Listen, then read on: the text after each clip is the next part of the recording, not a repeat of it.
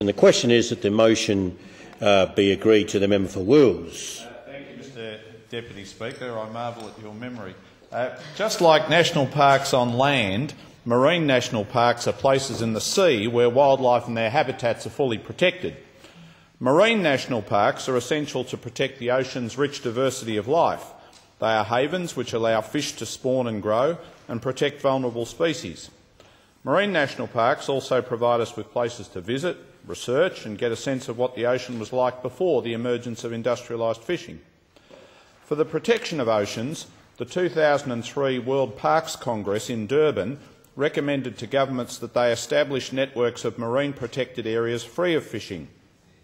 The deadline for implementation of the recommendations is 2012, consistent with the Protected Area Network recommendations from the 2002 World Summit on Sustainable Development in Johannesburg, which I attended, and meetings of the Convention on Biological Diversity.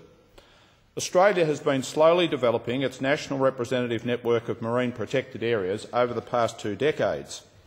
Thanks to large protected areas in the Great Barrier Reef, Macquarie Island and Heard and McDonald Islands, about 10% of our exclusive economic zone is covered by marine protected areas.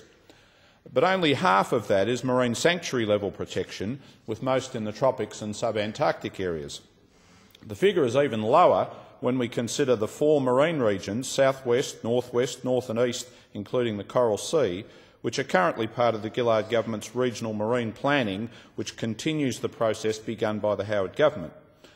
Less than 1% of these regions have marine sanctuary level protection.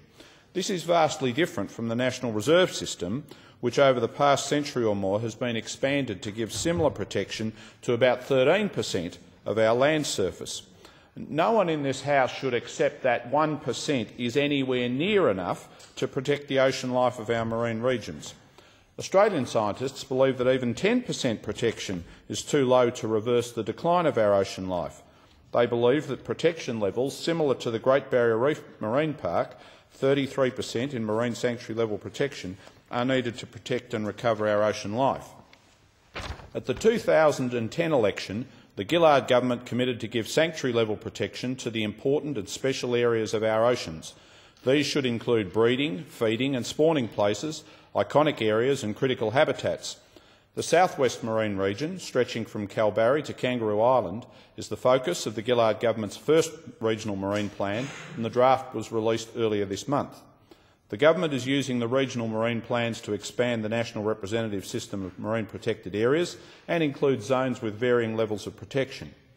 The percentage of the regions covered by the network and the size, number and location of marine sanctuaries within it, as the member for Fremantle has noted, need to be based on the best available science and after the careful consideration of social, economic and cultural values.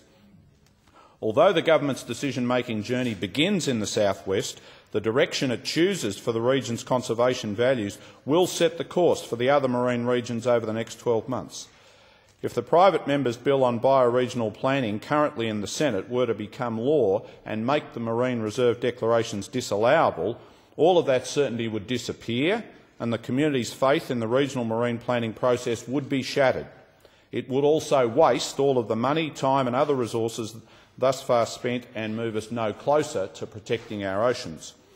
The Australian government has international and national obligations to protect Australia's oceans. Through the current regional marine planning process, we need to establish a network of Commonwealth marine reserves by the end of 2012, with the conservation of ocean life and cultural values as its core objectives. Of critical importance is education and capacity building in Indigenous communities. The engagement of traditional owners must be at the heart of the planning, protection and management of their sea country. My electorate of Wills doesn't have any coast, but it's bordered by the Moonee Ponds and Merry Creeks, which flow into the Yarra River, which in turn enters Port Phillip Bay. I'm acutely aware that what we do in the catchments of our coasts and oceans can have major impacts on our ocean life and recreational and commercial activities.